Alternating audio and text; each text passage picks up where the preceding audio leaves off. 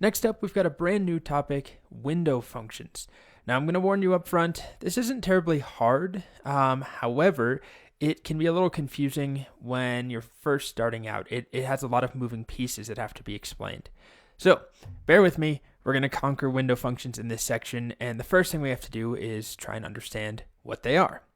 So if you go to the docs and you look at the window functions section, we get a little tiny bit of information on this first page. It says, MySQL supports window functions that, for each row from a query, perform a calculation using rows related to that row.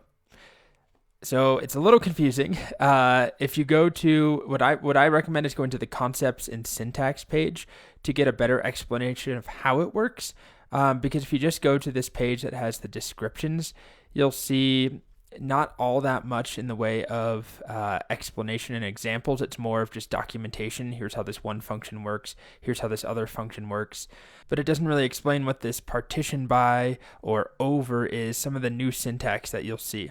But if you go to this other page that I mentioned, the concepts and syntax, it's a decent reference, although it is a little brief. So with that out of the way, let's actually talk about what window functions are and how they work. So I'm going to be using a very simple data set in these slides, just 4 rows, where we have employees. This would be the employees table. They each have an employee number. So this is from a real data set that I have that we'll be working with shortly that has, 20, 30 different employees. But for the slides, I only put 4 of them. So they have an employee number, their ID, what department they're in, and what their salary is. Okay? So we have 2 departments here, sales and customer service. And this is going to be a lot to look at, but if I used group by, this is nothing new. If I did a group by department and I tried to calculate the average salary, well, this is kind of a visualization of what happens, right? We would get 2 groups, one based off of the department sales, another based off of the department customer service. We group by department, and each of those groups is then reduced down to a single row where we're selecting the department name and the average salary. Again, should be recap, even if we don't know this data set exactly, it's a very simple group by. Group by department, calculate the average salary. So we get 1 row per group. And that's how group by works, right? We get 1 row that is collapsed down from a group of rows. Here we had 2 sales rows, 2 customer service rows. They get collapsed down into a single row each. So that's group by. We can call all sorts of aggregate functions and reduce down these groups into a single row.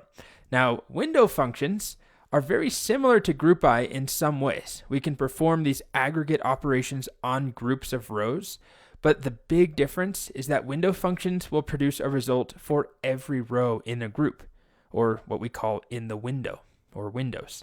So I'm going to show you an example of one, and then we're going to dive into the syntax in future videos in this section. So it's a little overwhelming up front. Like I said, we're not going to worry about the syntax, but here's my data set. Imagine this is the whole table. Maybe there's thousands of rows, but we're just looking at 4. And I run this code here that has a window function in it, average salary over partition by department. So this is all new here. We've seen average, but this over partition by, we're going to get to that, but think of it as basically saying, calculate the average salary by department. But instead of doing a group by, there is no group by happening here. It's very different. We still get these windows, basically these groups. We partition by department. So sales is grouped together, customer service is grouped together, and the average is calculated for each of those. But here's the really big difference. Look at our output. Our output has every single row present. It's not been reduced or collapsed down like a group by. So we still have the same 4 rows, but what we have is the department average that we calculated next to all the other information from each row.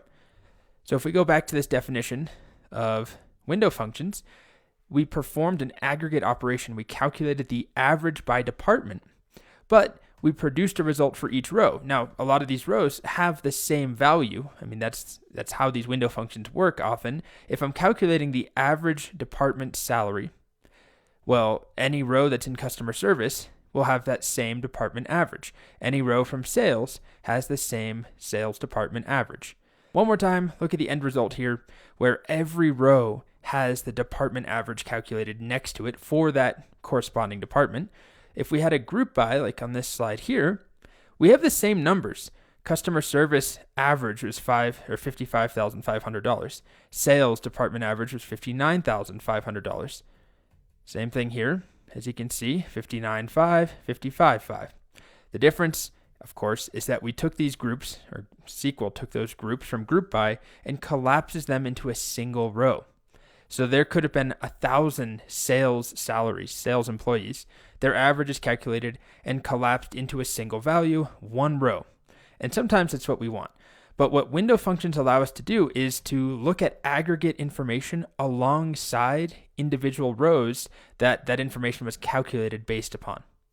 So if you're still confused, it is very normal. We're going to take time to go through how this works and look at the syntax. We're going to talk about over and partition by and order by, and we'll look at some special window functions in the coming videos. But for now, the main takeaway is when we use a window function, whatever the operation is that we're performing, it will be performed on some windows of data. Think of it as just groups of data that is somehow grouped together in some way, in our case, by department name. And then some value is produced that is then reintegrated alongside the initial rows as our output. So don't feel bad if you're confused. Hang in there. We'll learn more in the next video.